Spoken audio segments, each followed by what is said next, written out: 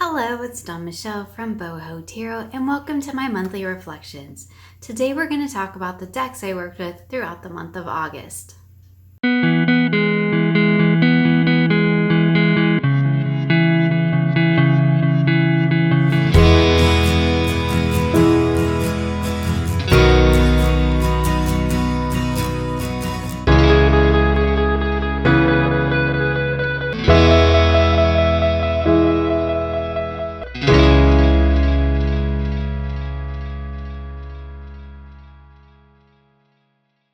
So continuing my kind of summer tarot practice, I have been working with one deck primarily throughout the last few months. So over the summer, basically. I started this practice, I think, at the sort of end of spring and then continued it forward through summer. Now, I do plan to kind of go back to a little bit more of my routine of sort of swapping my weekly decks out a little bit more frequently.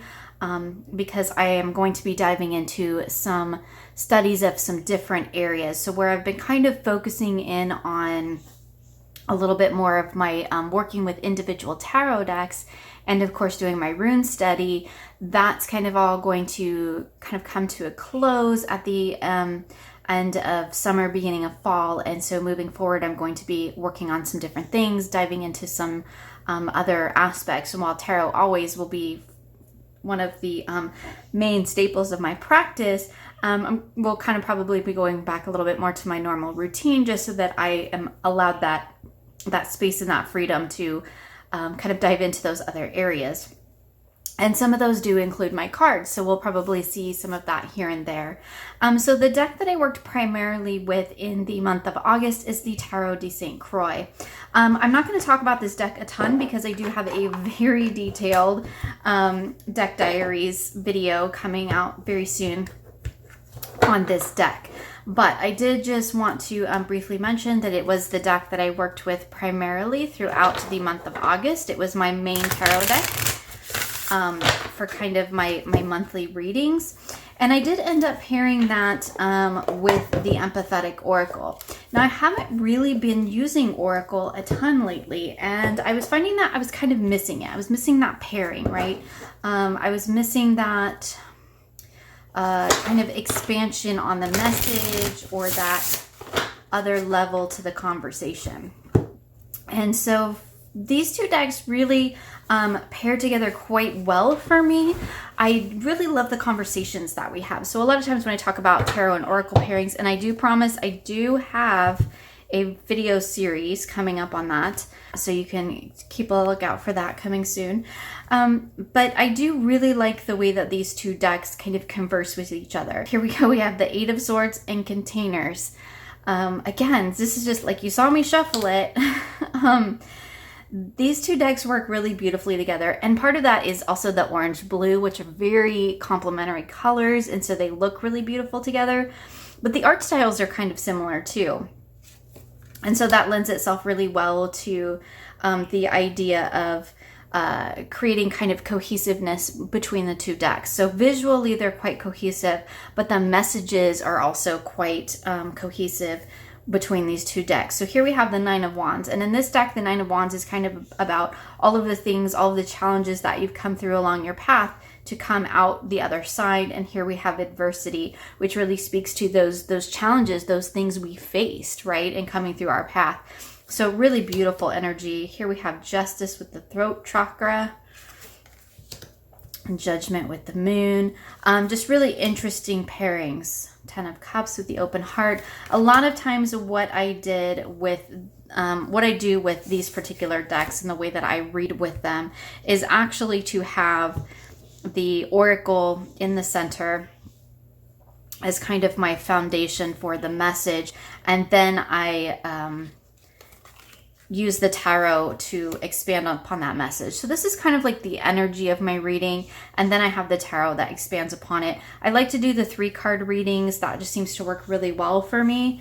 Here we go with Wheel of Fortune, stuck. So that's the energy, right? Maybe we're stuck in this cycle over here, and what do we need to do? We need to get moving. We need to tap into that chariot energy and get ourselves unstuck. We need to be moving forward, not just constantly, stuck in the same rotations. Really interesting messages come through with these decks.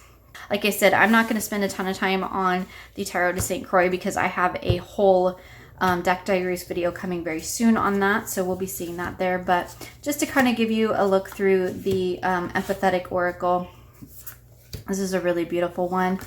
I do have the this creator's other oracle, which is the Shamanic Healing or Shamanic Medicine. Oh goodness, can't remember. Shamanic Healing, I think, which is another one I love, but I tend to use that one more in the winter time because it's a very dark deck. And I also saw that she has a new one out that I've not seen anybody mention. It's like an elemental animal deck, which I've really been thinking about getting because I do really kind of like her artwork. It's very primal, but there's something very raw and real about it that I just really enjoy. This is a red feather shiffer deck, and it has that matte cardstock, but it's not the same matte as their newer tarot decks, right? It's like, it's thin and it's flexible, and I really like this cardstock. Don't like the cardstock near as well in like the Star Tarot reprint.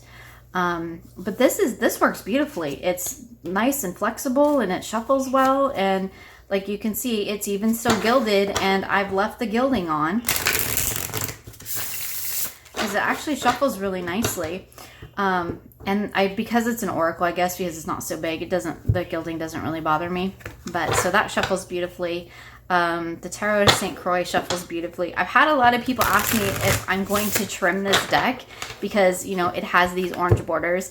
And I talk about that more in the deck diaries, but I'm actually not, because at this point I've worked with it so long like this, the borders feel like that's part of the energy of the deck. It feels like a very orange, very solar type of deck to me, a lot of high energy, and I feel like if I take those borders off, as beautiful as I think this deck would look borderless, and by now I probably know all of the cards well enough that I could, totally take the borders off and I would still know what they are because I've worked with this deck for so long now, or so much that I know has one of my favorite hermits.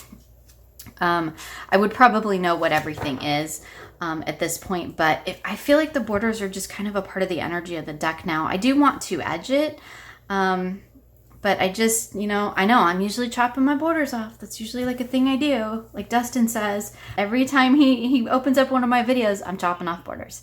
That's totally usually me. But as you can see here, like here's 2 examples of decks I've totally left the borders on. And come to think of it, I think the only deck I have in this whole selection today, I'm pretty sure there's only one deck that I have chopped the borders off. So that's really good for me. Proof that I don't chop off all the borders, just the ones that irritate me. I have thought about chopping this one off just because the gilding is kind of turning up on all the corners. But I kind of like the blue borders. For me, it kind of just pulls into the energy of the card, and I think because I use these 2 decks together quite frequently, it's that orange blue, very compatible. They just work really well together, so probably not going to touch that one at all. So that is the Empathetic Oracle and the Tarot de St. Croix. So the 2 decks that I used for my Self-Care Sunday readings in August were the reprint or the re-release of the first edition of the Starchild Tarot. So this is the new, I always forget what this box is called. It's like the Rose Portal or something like that. But it is the very first edition of the Starchild Tarot. I do have an unboxing of this deck and how it kind of surprised me. I will leave that in the description, a link to that in the description box below if you want to check that out, because I was a little bit unsure about this, to be perfectly honest. And I can tell you that after a month of working with it for self-care readings, I'm kind of blown away by it. It's been really wonderful. And then this one is actually, it's not totally the Work Your Light Oracle. If you saw one of my other videos, I combined the Work Your Light Oracle and the Starseed Oracle, both which have artwork by Danielle, Noel. And I combined those into one deck. So I took out all the cards that didn't work for me or that felt really repetitive, and I just combined it into one deck. So I will leave a link to that as well so that you can check that out if you haven't seen it. It's just me going through the process of putting these decks together. You can see the backs. Like these are from the Work Your Light, and this one is from the Starseed. So you can see they have different backs, but it totally worked for me. So I just picked out the cards that really worked for me, and I don't use the guidebook at all with those decks. I'm not really a fan of them, but I don't mind what's written on the cards as much. But really what I look to is the artwork. This is, of course, another one of those big, I don't know, 500 GSM. Okay, I'm exaggerating, but it's super thick. And I've got to the point where I'm not even gonna buy decks that are this thick hardly anymore. It's got to be a really special deck, or it's got to be like from a creator that I'm just like in love with their work, or like in the case of Danielle Noel, because the only reason I bought this deck was because I have all her other ones, with the exception of any of the Starchilds. So I'm like trying to, I don't know, there are certain creators that I want like all their decks. I want the whole collection basically. And this is one of them because her artwork just really works for me, really speaks to me. But I'm like over these super thick decks that can't shuffle. Like, it makes me sad. Okay, anyway. So here we have the Two of Cups, and in this deck, the Two of Cups is really about kind of just breathing, surrendering, letting yourself kind of go. And then here we have All Paths Lead Home, and we have this beautiful artwork where she's, kind of walking the labyrinth. And I think those two work really beautiful together. Here we have the Emperor and Soul Family, and it has my whales. I love that card. These two decks work really well together. Even the fact that I've got like, two decks mixed into one here, they still work really beautifully together. And funny enough, I don't mind the borders. I love this card. This is like one of my favorite cards in the deck. And look at this, 8 of Wands with the Initiation. Look at these, all of these women coming together. To me, this is like I feel like that's a coven, like coming together to make magic. And they're like going, coming out of their little cave, and they're going into their like magical world where they're going to like manifest all their creations. I know I'm like totally rambling, but I really do quite like the way these decks work together. Oh, funny that the Hierophant comes up. This is the one card in the deck that I do not like. She looks dead to me. I already went through all that in my unboxing, but lifting the veil for the Hierophant totally works. So I was quite surprised by how well I actually like the Starchild Tarot. The people are not my favorite, but the people are not my favorite in any of these decks. So I kind of look past the people for the most part. I kind of don't really pay much attention to the people, and really what I look for in these decks is I'm looking at the landscape, I'm looking at the energy. This one's not too bad because the person's really not kind of front and center, they're more ingrained into the landscape. I have really enjoyed working with it, more so than I thought I was going to. I really just got it as really a collector piece to just have in my collection, because the Starchild Tarot was the one deck out of all the Danielle Noel decks that I was missing. I don't have I know there's like an Akashic and a borderless and a bordered, and there's all these different versions. So I don't have any of those. But when this one came out, I was like, okay, I'm going to get it just to kind of complete my collection, especially because it's a reprint of the first edition. And so I went ahead and got it, and I really, to be perfectly honest with you, I really didn't have any intention of using it.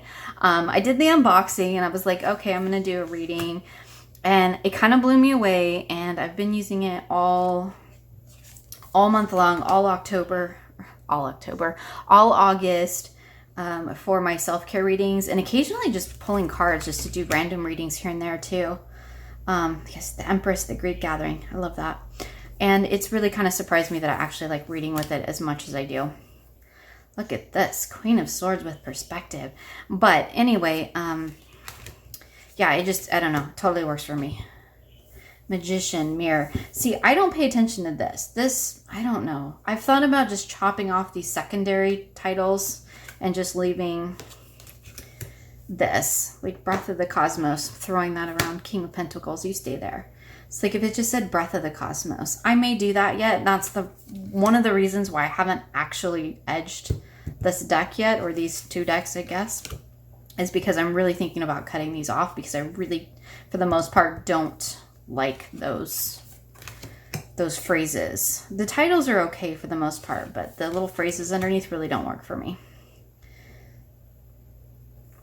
It kind of feels a little bit like the universe has your back, in that like it's overwritten.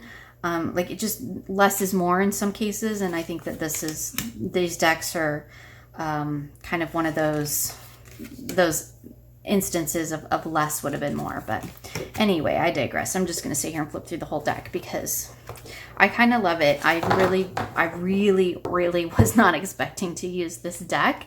I'm just going to be perfectly honest about it. I bought it to be a collection piece and to just kind of, you know, finish or complete at this point my Danielle Noel collection, as far as the decks that she's released so far, to have, you know, each of one. I have all three of her oracles. I have the Moonchild, now I have the Starchild. I do believe she's working on some other oracles that I saw, but really, I bought it to just complete my collection. I didn't expect to use it, and I didn't expect to like it. So, pleasant surprise there. And I do quite like most of the write-ups in the guidebook, but I find that I really don't need it. I do have, as I mentioned in my walkthrough, her larger guidebook that you can buy like separately, and I really like that. I use that book quite often, even with other decks. So, yeah, pleasantly surprised. So glad that Lisa talked me into this one. You were right, Lisa. You were right. I got it. I loved it. I'm so glad I did. So that is the Starchild Tarot, the re-release of the first edition, and my combined Work Your Light Oracle and Starseed Oracle. So there were a couple other decks that I worked with throughout the month of August. I was just kind of finding that I just needed a little bit of variety. And I got these mystical healing reading cards in. I saw these, I want to say it was on Nina's channel. I hope that's correct, because I really think it was on Nina's channel that I saw these cards. I'll just show you the backs. And yeah, these are another set of cards that like I underestimated and am totally loving. Of course, the Touchstone Tarot, which is another deck that I did a walkthrough of on my channel, or an unboxing, I mean. And the Majestic Earth, which is a deck that I'm going to be perfectly honest, I didn't work with. I've had for a long time, since it was released on Amazon. I'm not showing you the backs of these. Let's try this. There's all the backs. But I was intimidated by this deck, I guess. I'll talk a little bit more about that in another video. But I really enjoyed these three decks together. Again, like I do with most of my Oracle decks, I was using the mystical healing reading cards as kind of like my base, my foundation, my message. The mystical healing reading cards is really kind of focused on like self-care type of things, which, so I was kind of like in a lot of doing a lot of self-care stuff, it turns out. But I really like it. Like, here's love your body. Create a new perception of your body. I'm going to skip kind of there's some questions in here which make great journaling prompts, but basically the sum up is, when you let go of the painful, traumatic experiences that have caused you to feel unsafe, start to create healthy boundaries and begin to understand more about your divine nature, your body will become stronger, healthier, and more beautiful. And then there's also an action, like look at your body, ask, what am I holding on to in terms of concepts, feelings, programs, and experiences which no longer serve me? You know, it's got journaling prompts in here, which is really wonderful. This book, I've said it before, I'll say it again. Rockpool has awesome books. I think they make some of my favorite guidebooks. Just beautiful, beautiful guidebooks. I, again, was so pleasantly surprised by this deck. I got it because I was like, ooh, the artwork is really cool, which is really where it started. I was like, ooh, I like the artwork. It's cool, cool artwork. So how I was working with it, just to kind of touch base real quick, was the Majestic Earth was the environment of the reading. Then we had the mystical healing reading cards, which I was using kind of like as my main message, right? That's my anchor point. That's where everything else flows out from beyond that. And then I was using the Touchstone Tarot, kind of like as a, here's what you need to embody. These kind of were readings in terms of sort of self-care, not quite as self-care as I do with my other decks, but they definitely have that little bit of a twinge to them, a little bit of a hint there. So, well, that's one of the extra cards. So I would pull out, like, here's focus on your higher truths. And we're looking at the Rider of Stone, which is hardworking and sensible, dependable, duty.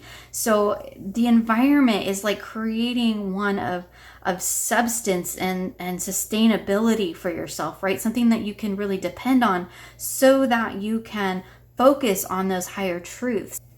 And let's just look real quick since I have the book at hand. So it says, decipher between what is temporary and what is eternal. So that's, that's beautiful. You're going to come from this place of stability, and you're going to look at it and say, what about this place? What about me is temporary, and what about me is eternal? What about my environment is temporary and or what is eternal? And then we're looking at the 5 of Coins.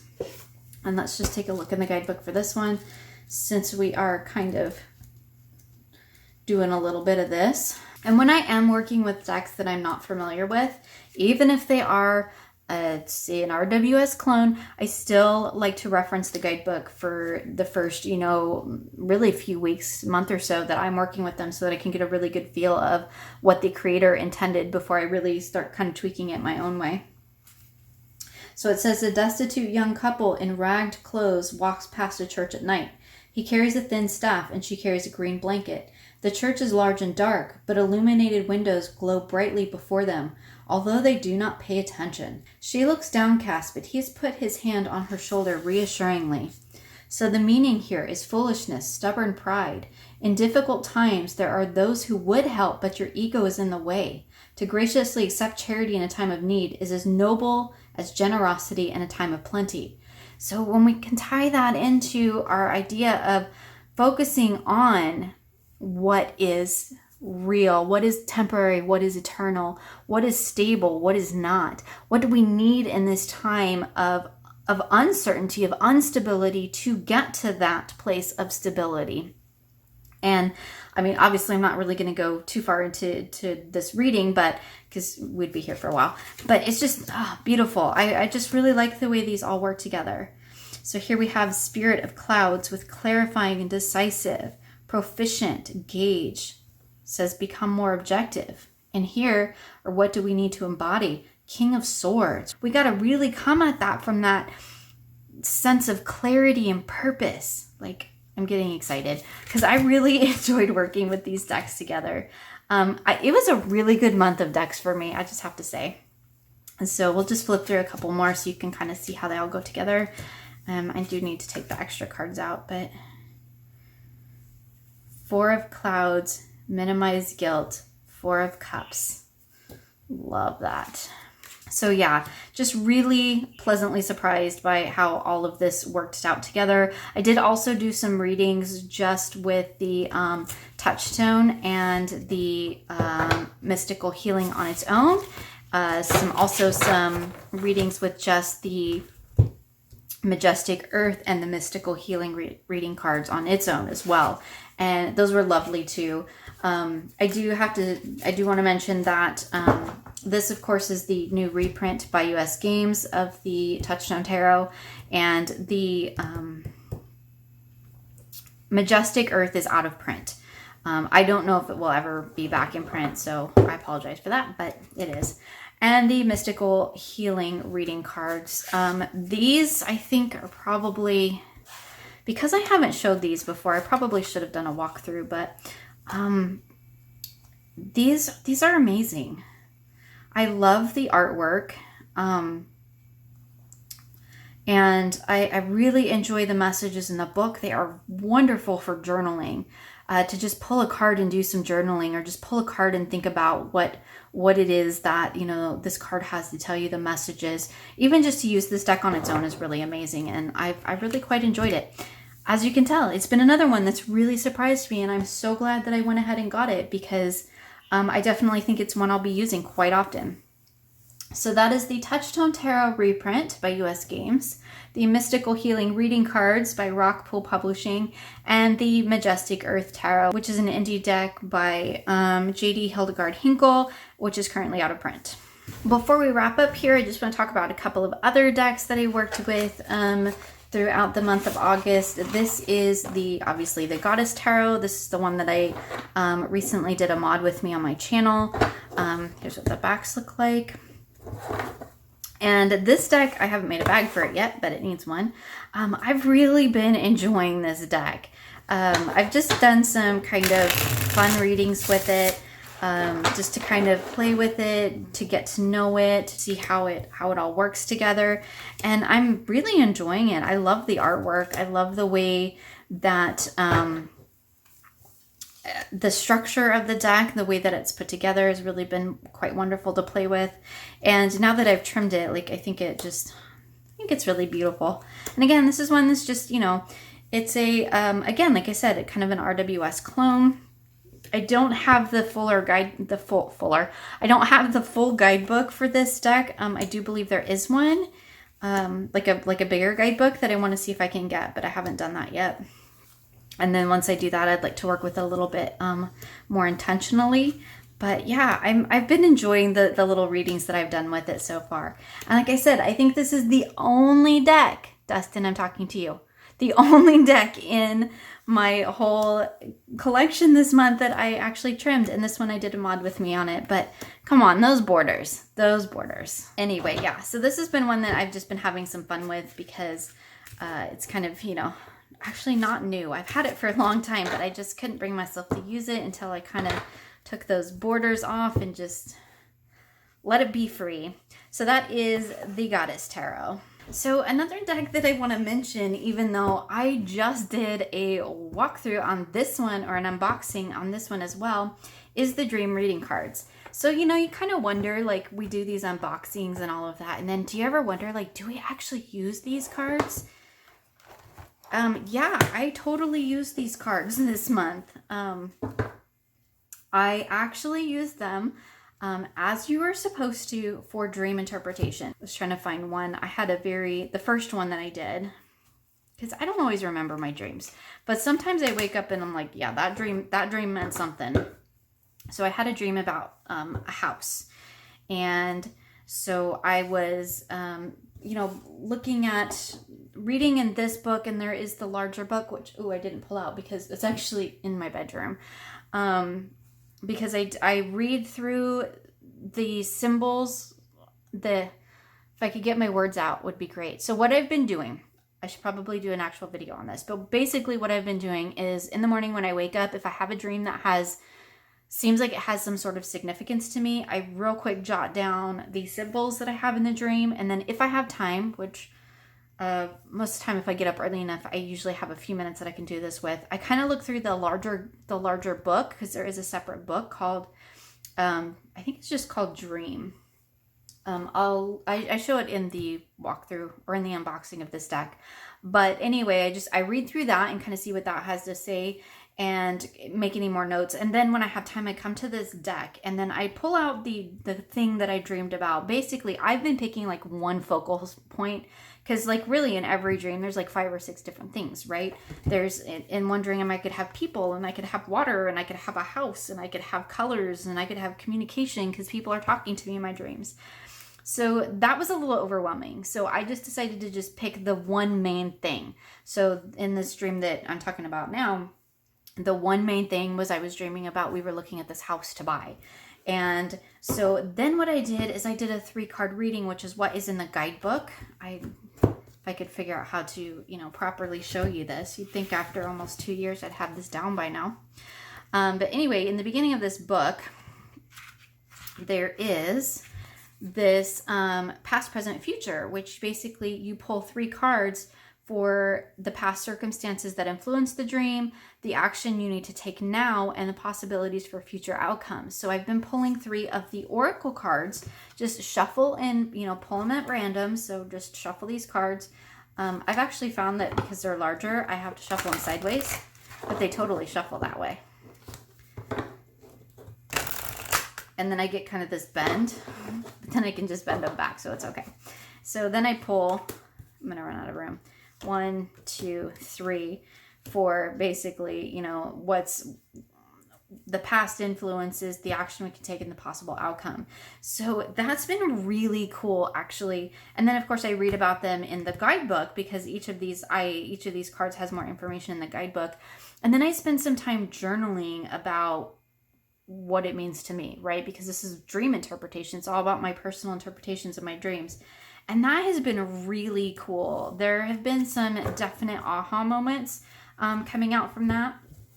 I do like that this deck is divided up into the 2 piles. And setting the card out for the main symbol, it makes for a good representation. There are journaling questions on the card that you can use as well.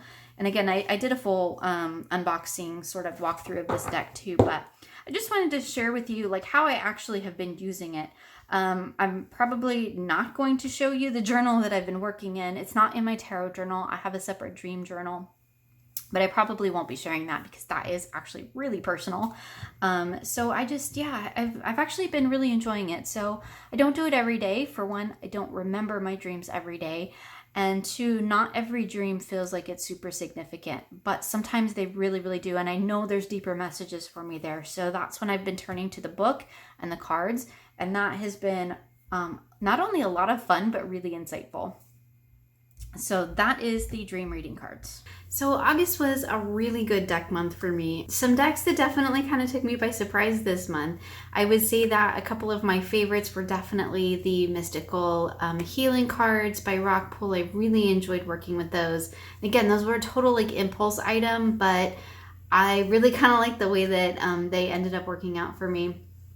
And of course the Starchild, that was a big kind of surprise deck for me. If you watched my walkthrough, I like really was not convinced about that deck to begin with. And it wasn't until I really did my first reading that I was able to connect with it. And then after that, I was super excited to do my self-care readings every week with it. It's definitely one that I will be working with again. It worked beautifully with my little combined Work Your Light and Starseed Oracle. It's really pretty exciting for me when a deck kind of exceeds my expectations and kind of takes me by surprise. So I was really excited about that. So moving forward, I do want to talk about a couple of fun things that I have coming up in September that I wanted to kind of give you a heads up on. Of course, I'll be doing my journal. We'll see that video up next. And then I also did a really fun tarot art project with the Antique Anatomy Tarot. So we'll be seeing that coming this month. I have a walkthrough of a new deck that I want to share with you.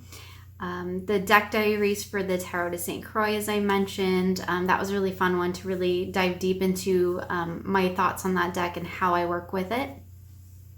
And we also have another quick Q&A that I'll be doing, and my autumn deck collection, which I'm really excited about and had to actually shoot twice because the first time the video didn't come out. But that one I'm really excited about because I love when I get to like bring out a whole bunch of decks and kind of just put them all out there and share them all with you. So I have a video coming up on my favorite tarot decks for fall and my favorite oracle decks for fall. And of course, every time I do one of these kind of like seasonal favorite collections, afterwards I'm always like, oh, but I should have included this, and oh, but I should have included that. I have a lot of decks that fall into that category of being in my autumn basket. If you watch my bookshelf tour that I did not too long ago, you'll notice and you'll probably recognize some of the decks that I'm going to be showing. However, I do have way more decks that actually fit into that sort of autumny vibe, but I couldn't really show them all. I mean, I guess I could, but I just chose my favorites, the ones that are really consistent readers for me, along with a couple new ones that I'm excited to work with. So I hope that you will enjoy that. That will be coming up later in September. So in the rune group that I've been doing with Lisa, we are moving into working with spreads and casting with the runes this month, and I'm super excited about that. I'm really, really ready to move on. We've done this really in-depth study of each of the runes, which is a lot of fun. And I really enjoyed that, but I'm really excited to actually move on to actually using runes. And so that's been a really exciting thing. I do have some more series coming up later this year that I'm really looking forward to. And outside of that, I think that's pretty much it. August went really, really quick. I don't know where the month went. I think part of it was because we were out of town some, we had some vacation time, and I don't know if that like makes it go faster or what, but this month has just flown by. I cannot believe we are already into September, and like the kids are starting back to school again. I mean, of course it's all online and everything's still totally weird, but we're navigating this new world, this new space. So that's been really nice. Trying to get back to some sort of semblance of normalcy as best we can, trying to get everybody back on sort of a normal schedule as best we can. And I think that's been really helpful. I've been doing a lot of tarot work over the summer, and I'm kind of actually looking forward to kind of slipping back into a sort of normal routine with that for myself as well, and allowing some more space for some other things that I want to be working on, some other things that I want to be sharing with you all.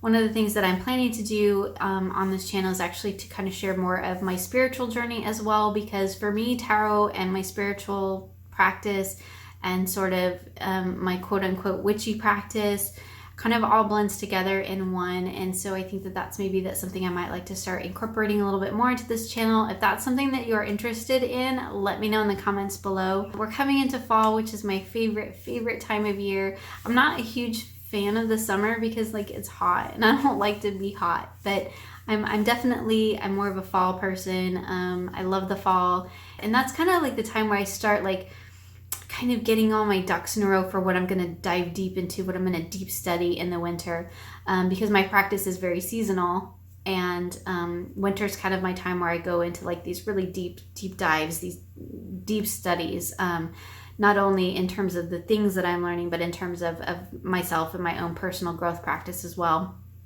And so fall is kind of like my time where I start kind of like a little squirrel. I start gathering all the little pieces and parts that's going to go into that, kind of building up my stores for the winter.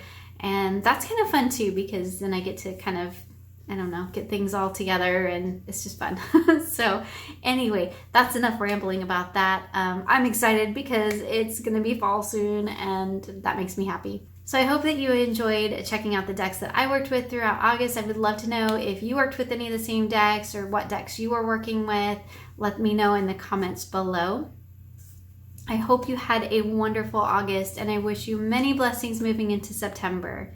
Thank you for joining me, and I look forward to seeing you again soon for more creative tarot for an inspired life.